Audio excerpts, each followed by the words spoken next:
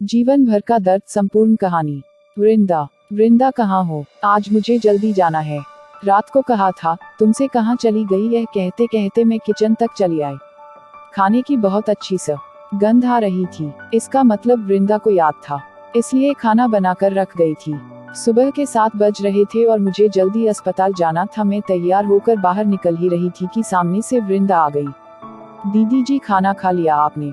हाँ खा लिया मैंने, पर तुम इतनी सुबह सुबह कहाँ चली गई थी? वृंदा उदास होकर बोली, दीदी जी भूल गए, आज 16 नवंबर है, मेरे मुन्नी और टिक्कू का जन्मदिन। कहते कहते उसकी आंखें भर आईं।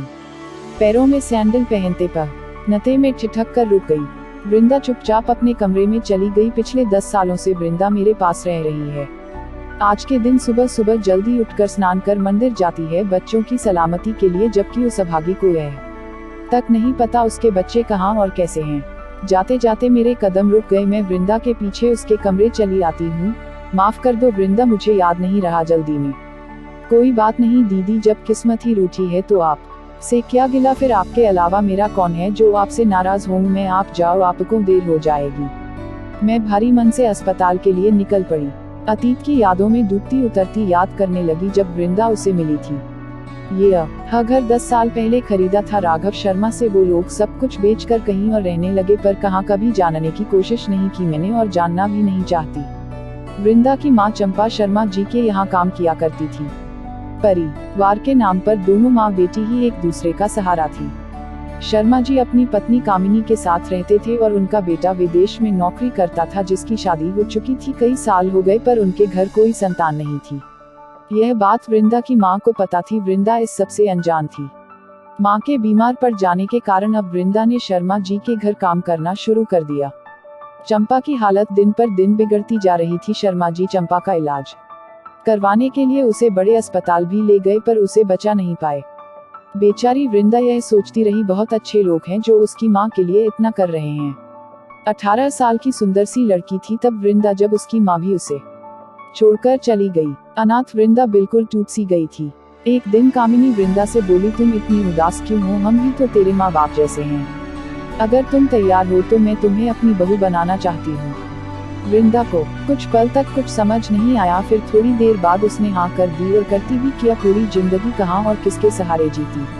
अच्छा घर, अच्छे लोग हैं, मेरा ख्याल रखते हैं। कामिनी फिर बोली, और हाँ शादी घर में ही कम दित को बुलाकर शांति से करेंगे। अभी तेरी माँ को 1 महीना भी नहीं हुआ है। वृंदा चुपचाप स्वीकृति दे देती और वृंदा और कुंदन की शादी हो जाती है। कुंदन 2 महीने के लिए वापस आया था।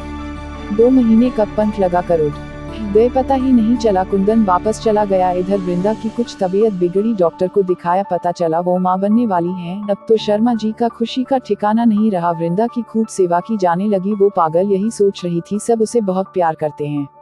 धीरे धीरे वक्त बीतने लगा। शर्मा जी की बहू दीप्ति भी विदेश से आ चुकी नए मेहमानों का स्वागत करने। वृंदा को जुड़वा बच्चे होने वाले थे। वृंदा को दीप्ति का परिचय एक रिश्तेदार के रूप में कराया गया। फिर वकील का घर आना जाना शुरू हो गया और उसने कई पेपर पर वृंदा से अंगूठे लगवाए गए। उसको तो यही बताया जाता रहा बच्चों के लिए जरूरी कार्रवाई है। वो बेचारी अंगूठा लगाती रही। आखिर वो दिन भी आ गया। 2 नन्हे मुन्ने को जन्म दिया, एक बेटी और एक बेटा। बच्चों की किलकारियां से घर गूंजने लगा। वृंदा बड़े प्यार से मुन्नी और टिक्कू कहती थी। सब बहुत खुश थे, पर कुछ अजीब लगता था वृंदा को हर वक्त बच्चों से दीप्ति का चिपकना। वह वृंदा को सिर्फ दूध पिलाने के लिए ही बच्चे सौंपती थी, और वृंदा सीधेपन में कुछ कह नहीं पाती थी।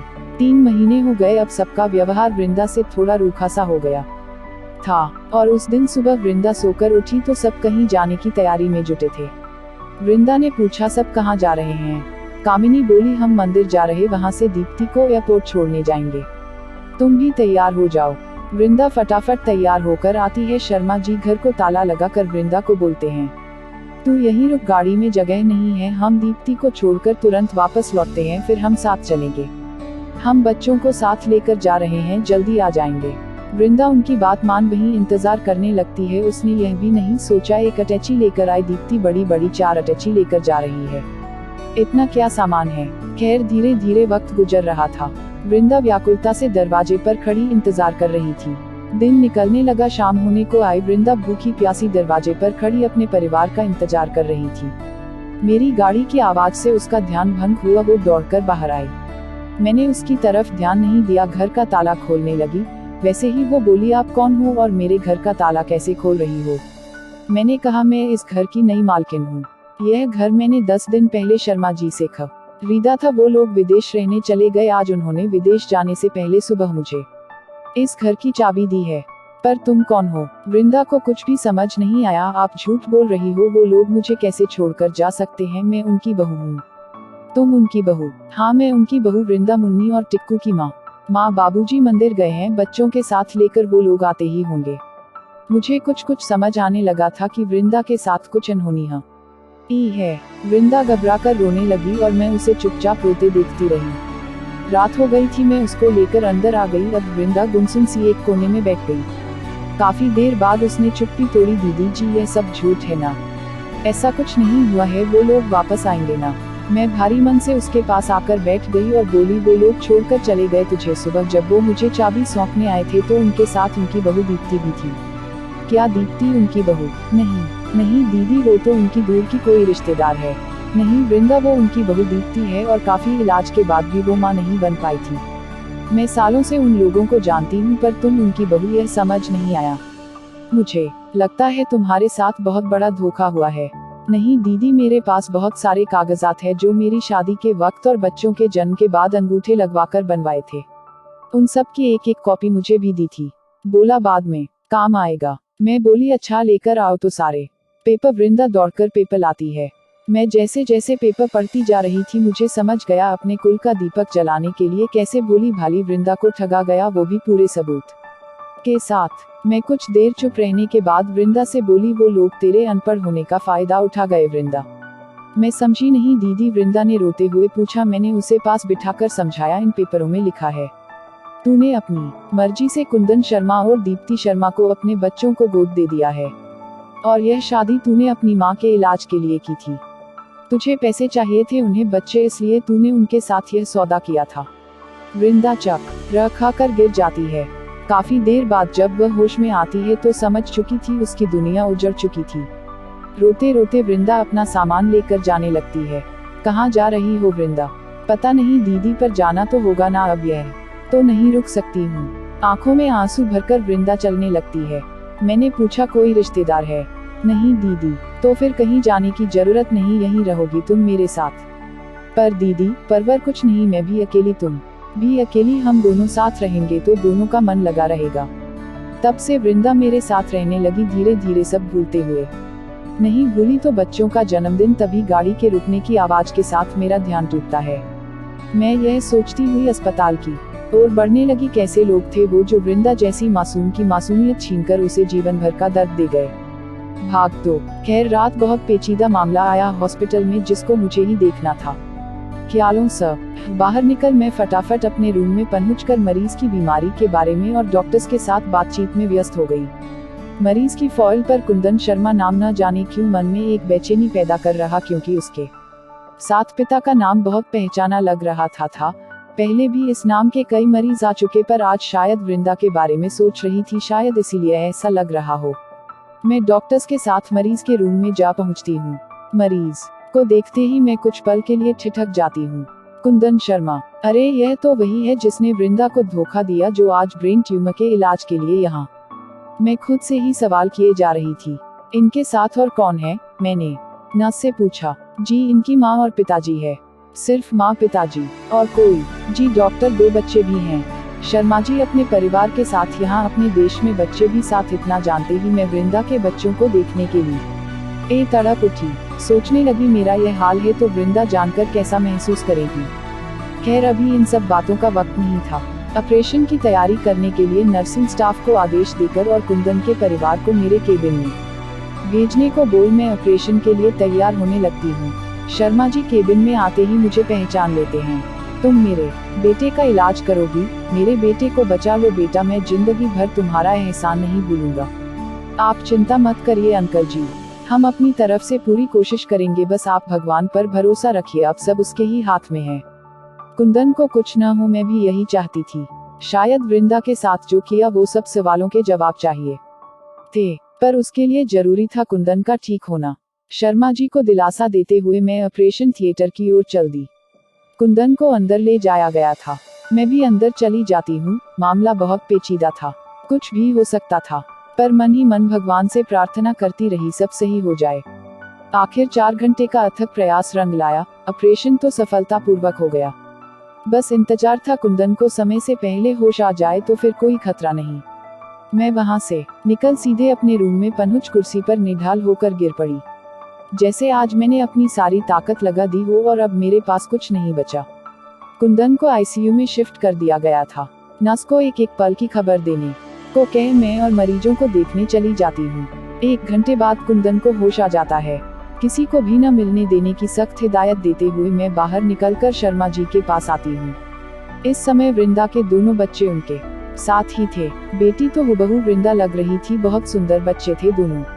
मेरे साथ आइए, शर्मा जी को बोल अपने केबिन में आ गई। शर्मा जी, कामिनी जी और बच्चे भी साथ थे। अंकल जी, ऑपरेशन अच्छा हुआ, अब आप लोगों को चिंता करने की कोई बात नहीं, आप लोग घर जाए बच्चों को लेकर। आप दीप्ति को यहाँ भेज दीजिए, बस एक व्यक्ति बहुत है यहाँ।